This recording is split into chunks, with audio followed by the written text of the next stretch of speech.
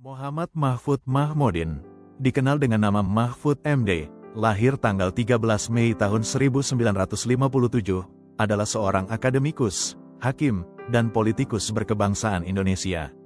Ia mengawali kiprahnya di dunia akademisi sebagai dosen di Universitas Islam Indonesia. Setahun setelah memperoleh gelar sarjana hukum dari universitas tersebut, Muhammad Mahfud yang merupakan nama pemberian sang ayah. Pada saat menduduki pendidikan guru agama negeri setingkat dengan sekolah menengah pertama atau Madrasah Sanawiyah di Pamekasan, terdapat lebih dari satu siswa yang memiliki nama yang sama dengan Mahfud. Sehingga, ketika nama Mahfud disebutkan oleh gurunya, kedua-duanya mengacungkan tangan. Salah satu guru di sekolahnya yang bernama Asbun Nawawi, akhirnya menyematkan kedua pemilik nama Mahfud ini dengan sebutan Mahfud A dan dirinya, yakni Mahfud B. Tujuannya untuk membedakan dirinya dengan murid-murid lain yang bernama Mahfud di sekolahnya. Beberapa hari setelahnya, guru-guru di sekolahnya tersebut mencanangkan agar penyebutan kedua pemilik nama Mahfud ini menggunakan nama ayah di belakang namanya. Mahfud A diubah namanya menjadi Mahfud Musyafa dan Mahfud B menjadi Mahfud Mahmudin.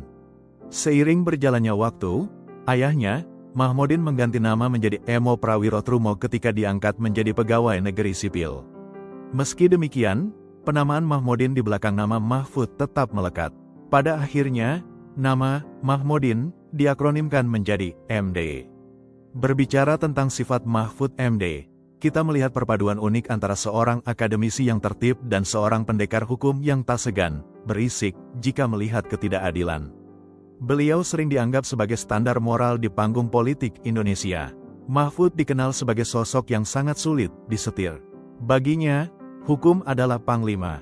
Ia memiliki keteguhan untuk tidak berkompromi dengan praktik-praktik koruptif.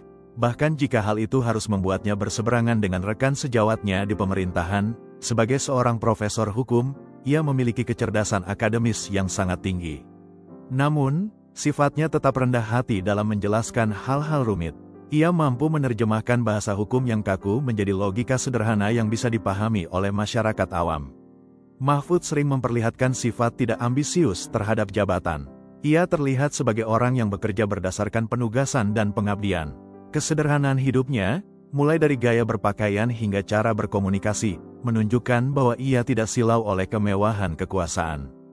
Beliau dikenal sebagai pribadi yang selaras antara perkataan dan perbuatan. Jika ia mengatakan A adalah salah secara hukum, ia akan tetap memegang prinsip itu meskipun situasi politik berubah. Inilah yang membuatnya sering disebut sebagai pendekar hukum.